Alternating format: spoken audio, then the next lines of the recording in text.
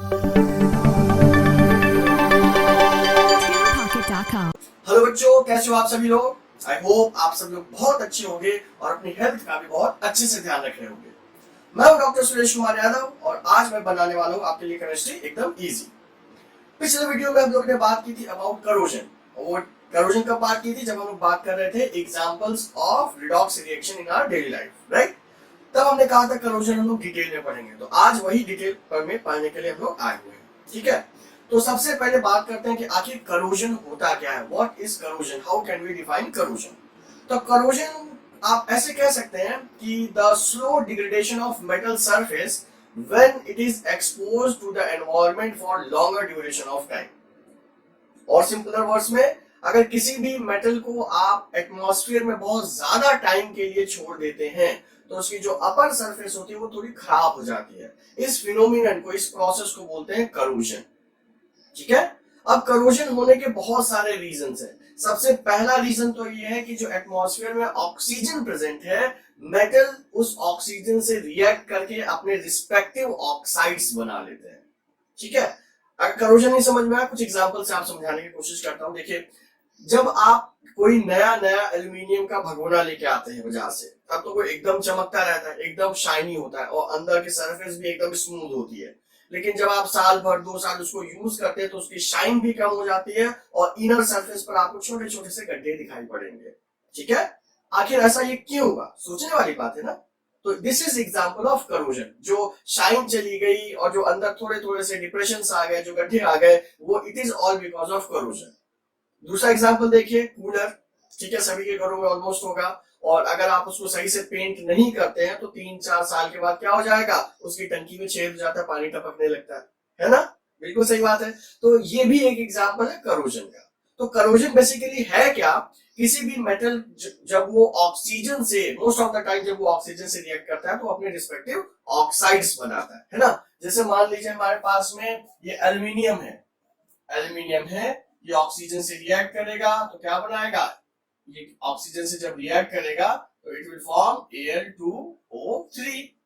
In the same way हमारे पास zinc है, जब ये ऑक्सीजन से रिएक्ट करेगा तो बनाएगा जिंक ऑक्साइड।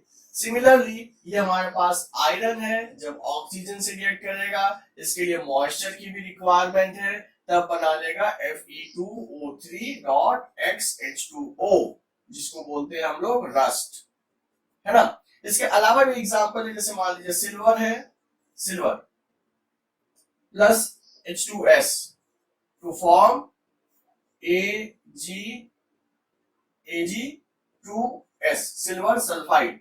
सिमिलरली कॉपर है, ये रिएक्ट करेगा carbon dioxide plus moisture plus oxygen to form basic copper carbonate CuOH2.CuCO3। अब आप सोच रहे हो कि मैंने इतनी सारी रिएक्शंस क्यों लिख दी, है ना। ये बेसिकली अलग अलग चीजें हैं जो आपको पढ़नी है इन करोजन। तो सबसे पहले बात करते हैं जरा एल्यूमिनियम की, जो मैंने अभी आपको एक एग्जांपल दिया, एल्यूमिनियम ऑक्साइड।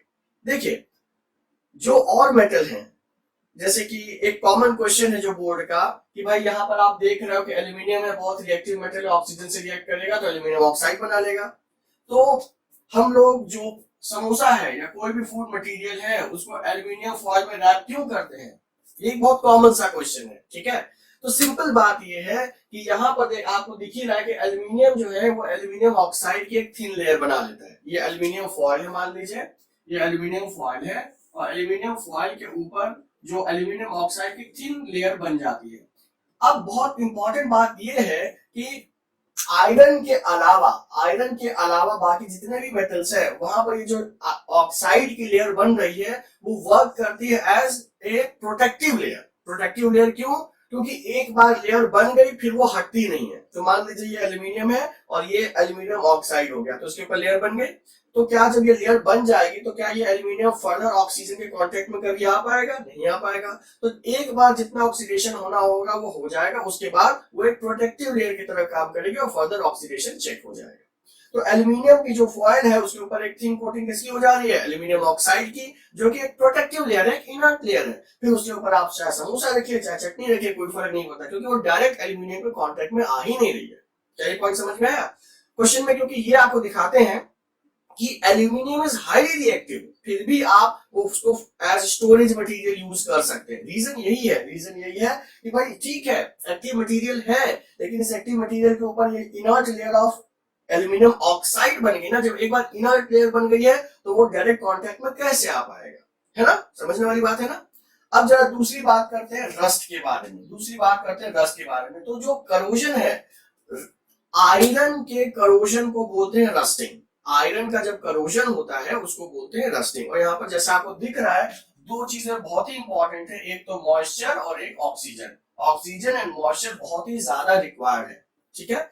फिर बात आती है कि भाई जो रस्टिंग है वो हमारे लिए हार्मफुल क्यों है। ये मान लीजिए हमारे पास एक मेटल की शीट है, ठीक है, और जब भी रस्टिंग होती है तो उस केस में क्या होता है, आयरन का जब रस्ट बन गया तो ये रस्ट फ्लेक्स के फॉर्म में, पपड़ी के फॉर्म में हट जाता है, ठीक है। एक एग्जांपल से देखिए, मान लीजिए ये हमारे पास में जो कूलर है उसकी टंकी का एक छोटा सा क्रॉस सेक्शन हमने बनाया, ठीक है, मेटल का था, ये इतना थिक मेटल है।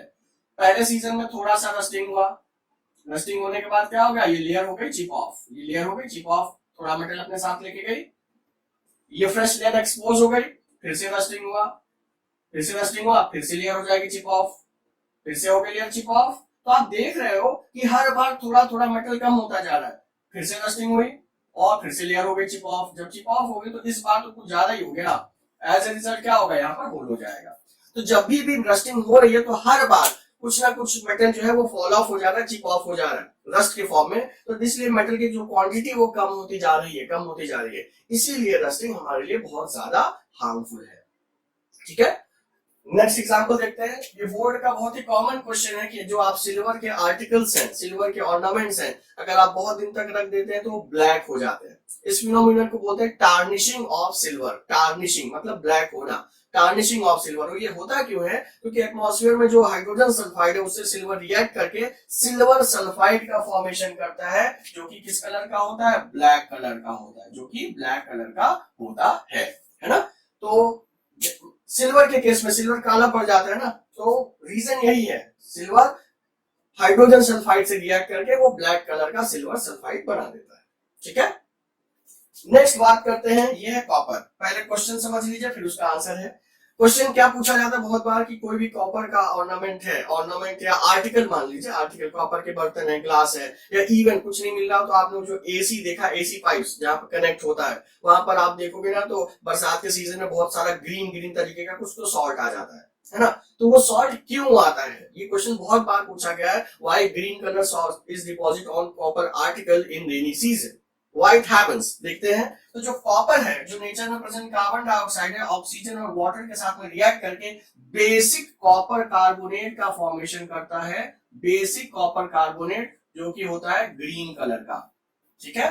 Basic copper carbonate CuOH whole twice, ये बेसिक है और ये कॉपर कार्बोनेट है। तो कॉपर ग्रीन कलर का जो प्रेसिपिटेट बनाता है, it is of basic copper carbonate. Okay, I hope आपको ये समझ में आया। देखते हैं, थोड़ा सा और समझने की कोशिश करते हैं, जरा रस्टिंग को और डिटेल में देख लेते हैं और उसकी कुछ एक्टिविटीज की भी बात कर लेते हैं बच्चों, क्योंकि कई बार एक्टिविटी पूछने के लिए आ जाता है एग्जाम में। Describe an activity to show that rusting, what are the conditions which are required for rusting, या कभी कभी डायग्राम के फॉर्म में आपको एक क्वेश्चन दे दिया जाता है। देखिए एक्टिविटी क्या है, ये हमने ली 3 टेस्ट ट्यूब, 1 2 और ये हो गई 3, ठीक है। ये हो गई हमारे पास 3 टेस्ट ट्यूब, ठीक है। एक में हमने भरा टैप वाटर, एक में हमने क्या भर दिया, टैप वाटर, ठीक है। दूसरे में हमने भर दिया बॉइल्ड वाटर, और तीसरे में हमने वाटर लिया ही नहीं, ठीक है। सारी जो है इनको हमने एकदम सील करके रखा हुआ है, और प्रिकॉशनरी इसके ऊपर एक ऑयल की लेयर भी बना के रख दी है। इसको ऑयल सील कहा जाता है, ताकि यहाँ पर जो एयर है वो भी डिफ्यूज ना हो पाए। तीनों में ही हमने ऐसा कर दिया, ऐसा कर दिया, ऊपर से भी सील है और यहाँ पर ऑयल सील है। इस केस में हमने वाटर नहीं लिया, ठीक है, ये खाली है, और हमने यहाँ पर एक इसको भी सील कर दिया। बस यहाँ पर हमने CaCl2 कुछ सॉल्ट्स हमने ऐड कर दिया, एनहाइड्रस कैल्शियम क्लोराइड। ये क्या करेगा, जो भी मॉइस्चर है उसको ये एब्सॉर्ब कर लेगा, ठीक। ये रख दिया। अब जरा हम अपने यहाँ पर नेल्स डाल देते हैं। तो ये मान लीजिए हमने नेल्स डाल दी, ये हमने नेल डाल दी, ये भी हमने नेल डाल दी, ठीक है। अब आप बताइए कि ट्यूब ए, बी और सी, ट्यूब ए, बी और सी में रस्टिंग किस में होगी? सिंपल क्वेश्चन है, सिंपल क्वेश्चन है, और इसका आंसर है रस्टिंग होगी ए में। सवाल आता है क्यों? क्योंकि देखिए रस्टिंग के लिए दो चीजें जरूरी है, एक ऑक्सीजन होना चाहिए, दूसरा मॉइस्चर होना चाहिए।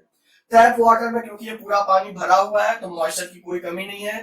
टैप वाटर है तो वहां पर डिसॉल्व ऑक्सीजन भी होगा, तो यहाँ पर दोनों ही चीज मिल जा रही, दैट मींस यहाँ पर रस्टिंग हो जाएगी, ठीक है। अगर हम बॉइल्ड वाटर की बात करते हैं तो इसके पास मॉइस्चर तो है, यहाँ पर पूरा वाटर तो भरा हुआ है, लेकिन यहाँ पर क्या मिसिंग है? यहाँ पर ऑक्सीजन प्रेजेंट नहीं है, क्योंकि ये बॉइल्ड है, पहले ही निकाल चुके हैं। और क्योंकि ये एयर सील है, ऑयल सील है, तो ये फर्दर एटमॉस्फेरिक ऑक्सीजन को यहाँ डिफ्यूज होने नहीं देगी, ठीक है। यहाँ पर हमने क्या भरा हुआ है? यहाँ पर खाली एयर है, और जो भी बचा कुछ इसमें मॉइस्चर था उसको एब्जॉर्ब करने के लिए हमने एनहाइड्रस जो हम लोगों ने कैल्शियम क्लोराइड डाला है, ताकि सारा का सारा मॉइस्चर ये एब्जॉर्ब कर ले। तो ना इसमें रस्ट होगा ना इसमें रस्ट होगा, यहाँ पर मॉइस्चर नहीं है, यहाँ पर ऑक्सीजन नहीं है, यहाँ पर दोनों ही चीज है, तो इसलिए टैप वाटर में रस्टिंग होगी। कई बार आपसे ये एक्टिविटी देकर, ये डायग्राम देकर क्वेश्चन पूछ लेते हैं, ठीक है। कभी कभी इसी को रीमोल्ड कर सकते हैं कि व्हाट डू यू ऑब्जर्व, या स्टेट योर ऑब्जर्वेशन। तो स्टेट योर ऑब्जर्वेशन में क्या है? टैप ए में जो नेल है दैट गेट रस्टेड, बी और सी में रस्टिंग नहीं होते। रीजन आपको पता चल गया है, ठीक है। क्या ये बात समझ में आ गई? ओके। अब दूसरी बात जो आती है कि how can you prevent rusting, method to prevent rusting, methods for rust prevention, ठीक है। तो एकदम सिंपल चीज है कि भाई आप रस्ट को कैसे बचाएंगे, रस्ट होने से कैसे बचाएंगे, रस्ट को नहीं बचाना है, रस्ट होने से कैसे बचाना है। तो एक ही काम करना है, या तो ऑक्सीजन खत्म कर दीजिए या मॉइस्चर खत्म कर दीजिए एटमॉस्फेयर से, जो कि हम कर नहीं सकते। तो हम क्या कर सकते हैं? हम जो आर्टिकल है, आर्टिकल को डायरेक्ट कांटेक्ट में आने से बचा सकते हैं। डायरेक्टली कांटेक्ट में नहीं आएगा, ये हम कोशिश कर सकते हैं। तो उसके लिए जो सबसे पहला मेथड होता है, जो that is known as oiling. या तो आप ऑयल लगा दीजिए या आप ग्रीस लगा दीजिए। ग्रीस, साइकिल की चेन में ग्रीस लगाते हैं ना, वही ग्रीस। तो होता क्या है कि आप थोड़ी देर इसको आप आयरन मान लीजिए, और इसके ऊपर हमने क्या लगा दिया? ऑयल लगा दिया। तो जब ऑयल है तो ये ऑक्सीजन को डायरेक्ट कांटेक्ट में नहीं आने देगा, रस्टिंग से प्रिवेंट कर लेगा, है ना। सेम काम ग्रीस भी करेगा। तो भाई हमारे घर में लोहे की कुर्सी है, हम उसमें ऑयल लगा देंगे या ग्रीस लगा देंगे, तो हम बैठेंगे कहाँ? तो ऑयल और ग्रीसिंग हर चीज में एप्लीकेबल नहीं है, तो उसके लिए हमें क्या करना पड़ता है? पेंटिंग या इनेमलिंग। फिर आप क्या कर सकते हैं? पेंट कर सकते हो या इनेमल, पेंटिंग या इनेमलिंग। इनेमल पेंट का ही दूसरा नाम है। तो आप किसी भी आयरन के आर्टिकल को बहुत अच्छे से आप कोट कर सकते हो पेंट से। तो पेंट का भी वही काम होगा, एक इनर्ट मीडियम उसने बना दिया, तो आयरन को डायरेक्ट कांटेक्ट में आने से वो रोक देगा, ठीक है। क्या ये पॉइंट समझ में आ गया? तो या तो आप ऑयल और ग्रीस अप्लाई कर दीजिए या पेंट या इनेमल कर दीजिए। और उसके बाद जो नेक्स्ट है गैल्वेनाइजेशन। गैल्वेनाइजेशन का मतलब होता है आयरन के ऊपर आप जिंक की कोटिंग लगा दीजिए। जिंक या क्रोमियम, मोस्ट कॉमनली जिंक ही यूज होता है, तो आप जिंक ही लिखिएगा। तो यहां पर भी एक दूसरा सवाल आ सकता है कि भाई मान लीजिए जिंक तो ज्यादा एक्टिव है देन आयरन, फिर ये कैसे प्रोटेक्ट कर रहा है? फिर जिंक आयरन को कैसे प्रोटेक्ट कर रहा है रस्टिंग से? आइडियली इसका ऑक्साइड पहले बन जाना चाहिए, बिल्कुल सही बात है, जिंक का ऑक्साइड पहले बन जाएगा। लेकिन जैसे मैंने पहले ही बताया था, जो जिंक का ऑक्साइड बना है that acts as a protective layer. तो जब जिंक ही फर्दर नहीं ऑक्सीडाइज होगा, तो आयरन तो जिंक के भी नीचे कोटेड है ना। आयरन उसके ऊपर जिंक और जिंक के ऊपर जिंक ऑक्साइड। तो जिंक ऑक्साइड एक बार बन गया, जब जिंक ही पूरा का पूरा बचा हुआ है तो आयरन तो पूरा बच ही जाएगा, है ना। तो गैल्वेनाइजेशन से आप आयरन आर्टिकल को रस्टिंग से प्रिवेंट कर सकते हैं, ठीक है। इसके बाद हम लोग नेक्स्ट देखते हैं use of alloy. Use of alloy. Alloy का मतलब क्या हो गया? आपने आयरन को ही मॉडिफाई कर दिया। आयरन जब आयरन ही नहीं है तो रस्ट कहां से होगा? आयरन की जगह आप स्टील यूज कर सकते हैं, है ना। आयरन में आपने क्या किया? मोटे स्टेट में थोड़ा सा कार्बन ऐड कर दिया, क्रोमियम ऐड कर दिया, निकल ऐड कर दिया, बन गया स्टेनलेस स्टील, ठीक। तो by use of stainless steel हम लोग आयरन को रस्टिंग से प्रिवेंट कर सकते हैं, ठीक है बच्चों। ये बात समझ में आ गई कि नहीं आ गई? तो अब हम लोग बात करने जा रहे हैं रेंसिडिटी के बारे में। तो पहले थोड़ा सा समझते हैं कि व्हाट इज रेंसिडिटी। देखिए बहुत बार ऐसा होता है कि अगर आप मक्खन है, ठीक है, बटर है, ठीक, उसको आप बहुत दिन तक ऐसे ही आप कटोरी में रख दीजिए, 1 महीने 1.5 महीने तक रख दीजिए, तो बटर का टेस्ट क्या वही रहेगा, खराब हो जाएगा? बटर खराब हो जाता है ना, खट्टा खट्टा सा हो जाता है, तो इसी को बोलते हैं रेंसिड बटर, मतलब बटर खराब हो गया। तो आखिर ऐसा क्यों हुआ? ऐसा इसलिए होता है कि जो ऑयल है या फैट है, जब इनका स्लो ऑक्सीडेशन होता है, स्लो ऑक्सीडेशन, स्लो टर्म बहुत जरूरी है, ऐसा नहीं कि आज हमने रखा कल खराब हो गया, नहीं, इट टेक्स टाइम। तो the slow oxidation of oils and fats is rancidity. The slow oxidation of oils and fat is rancidity. क्या ये बात समझ में आई? देखिए, हम लोग खाने पीने के तो शौकीन नहीं है ना, ये तो आप मानते ही होंगे, हर समय जहां मौका मिल जाए हम लोग खूब खा लेते हैं। और जैसे चिप्स इसका सबसे अच्छा एग्जांपल है, फ्राई होके आता है, ऑयल में लग के आता है, ठीक है, ऑयल में ही फ्राई होके आ रहा है, भले ही उसमें बहुत ही कम ऑयल है, बहुत ही कम ऑयल है, ठीक है, लेकिन फिर भी वो 1-1, 2-2 महीने तक उसी पैकेट में पड़ा हुआ है। उस पैकेट में अगर एयर पड़ी हुई होगी तो क्या होगा? एयर में ऑक्सीजन भी होगी, तो ऑक्सीजन की प्रेजेंस में वो जो पैकेट में जो ऑयल है वो तो खराब हो जाएगा, और एज ए रिजल्ट जब आप खाओगे, जब आप उस चिप्स को खाओगे तो आपको वो ओरिजिनल टेस्ट नहीं मिलेगा, खराब सा टेस्ट मिलेगा। इसीलिए कभी कभी जो एकदम पिचके जिसके हवा निकल जाते हैं पैकेट, अगर उसका आप चिप्स खाइए तो उतना टेस्टी नहीं लगता। क्यों? क्योंकि उसमें कुछ तो रेंसिडिटी हो चुकी होती है, ठीक है। तो रेंसिडिटी का मतलब होता है slow oxidation of oils and fats is known as rancidity. तो ये हमारे लिए उतना फायदेमंद नहीं है, नुकसानदायक है। तो आखिर रेंसिडिटी को कैसे बचा सकते हैं? सिंपल बात है भाई, रेंसिडिटी हो किसकी वजह से रहा है? ऑक्सीजन की वजह से, तो ऑक्सीजन खत्म कर दो, बच गया रेंसिडिटी से, है ना, सिंपल बात ही तो है। तो रेंसिडिटी आप कैसे, रेंसिडिटी से कैसे बच सकते हैं? तो इसका सिंपल तरीका है, ऑक्सीजन हटा दीजिए, रिमूवल ऑफ ऑक्सीजन। तो methods to prevent rancidity, rancidity तो समझ में आ गया ना। तो मेथड्स टू प्रिवेंट रेंसिडिटी या रेंसिडिटी प्रिवेंशन, रेंसिडिटी प्रिवेंशन। तो मेथड्स की अगर हम बात करते हैं तो जो सबसे पहला मेथड है ऑक्सीजन का removal, removal of oxygen, removal of oxygen. तो ऑक्सीजन आप कैसे रिमूव कर पाओगे बच्चों? सारी एटमॉस्फेयर से ही ऑक्सीजन गायब कर दोगे क्या? ऐसा हो पाएगा? नहीं हो पाएगा ना। तो जो आप चिप्स के पैकेट वगैरह उसमें से आप ऑक्सीजन हटा दो। तो उसमें से ऑक्सीजन हटाने के लिए हमें क्या करना पड़ता है? उसमें आप क्या भर देते हैं? आप भर देते हैं उसमें फिल नाइट्रोजन। ऑक्सीजन की जगह आप वहां पर क्या भर देते हैं? नाइट्रोजन। कई बार सवाल आता है नाइट्रोजन ही क्यों भरते हैं, कार्बन डाइऑक्साइड क्यों नहीं भरते? ओ भाई, जो सबसे सस्ता होगा वही तो भरेंगे। एटमॉस्फेयर में इतना सारा नाइट्रोजन है, उसको यूज कर लो। कार्बन डाइऑक्साइड तो बहुत जरा सा है कि नहीं? तो जो सबसे इकोनॉमिक होगा, जो सबसे सस्ता होगा वही यूज कर लेंगे। और दूसरी बात क्या है, कार्बन डाइऑक्साइड में भी तो ऑक्सीजन प्रेजेंट है। मान लो अगर अंदर कुछ ऐसे बैक्टीरिया आ गए जो कार्बन को कंज्यूम करके सिर्फ ऑक्सीजन बच गया, तो उसके चक्कर में पूरा ऑयल डिग्रेड हो जाएगा। तो ऐसा रिस्क क्यों लेना? नाइट्रोजन ले लो, चाहे कोई बैक्टीरिया आ जाए, जब नाइट्रोजन में ऑक्सीजन है ही नहीं तो कोई फर्क नहीं पड़ रहा है। पॉइंट क्लियर है कि नहीं क्लियर है? तो आप नाइट्रोजन से फिलिंग कर देते हैं, तो ऑक्सीजन को रिप्लेस कर देते हैं बाय नाइट्रोजन। आप ये भी कर सकते हैं, सेकेंड जो मेथड होता है, आप क्या कर सकते हैं? आप कर सकते हैं vacuum, vacuum packing, vacuum packing, ठीक है। पूरी की पूरी एयर ही निकाल दीजिए, पूरी की पूरी एयर निकाल दीजिए। बहुत बार ऐसा होगा, आप लोगों ने अगर ड्राई फ्रूट्स के पैकेट देखे होंगे, बादाम काजू के पैकेट्स देखे होंगे, तो वो अब एयर एकदम वैक्यूम पैक में आते हैं, मतलब उसमें एयर होती ही नहीं है। तो जब एयर ही नहीं होगी तो ऑक्सीजन भी नहीं होगा, जब ऑक्सीजन भी नहीं होगा तो वहां पर क्या नहीं होगा? रेंसिडिटी नहीं होगी। बादाम का एग्जाम्पल क्यों दिया? बादाम में ऑयल होता है कि नहीं होता है? अगर ऑक्सीजन में आप ज्यादा दिन तक रखोगे तो उसका टेस्ट खराब हो जाएगा, ठीक है। अब दूसरा सवाल आता है कि जब वैक्यूम पैकिंग कर सकते थे तो अपने चिप्स के पैकेट को भी वैक्यूम कर देते, उसमें क्यों नाइट्रोजन भरी हमने? ओ भाई, अगर वैक्यूम कर दोगे तो चिप्स नहीं मिलेगा, उसका चूरा मिलेगा। जो आप बड़े बड़े एक एक चिप्स निकालते हैं ना, तो अगर वैक्यूम पैकिंग करेंगे तो होगा क्या? चिप्स की जगह आपको आलू भुजिया जैसे खाते हैं ना, वैसे ही चिप्स खाना पड़ेगा, हाथ में निकाल के थोड़ा थोड़ा खाना पड़ेगा, एक एक निकाल के आप नहीं खा सकते, ठीक है। इसके अलावा रेंसिडिटी प्रिवेंट करने के लिए आप क्या कर सकते हैं? रेफ्रिजरेशन। रेफ्रिजरेशन का मतलब हो गया कि आप अगर उस सब्सटेंस को कोल्डर कंडीशंस में स्टोर करते हैं तो रेंसिडिटी को आप डिले कर सकते हैं, बढ़ा सकते हैं। तो आप देखते ही हैं कि जो घर में सामान बनता है, घर में खाना बनता है, उसको आप फ्रिज में रख दीजिए, 2 दिन की जगह 3 दिन 4 दिन चल जाता है, आराम से चल जाता है।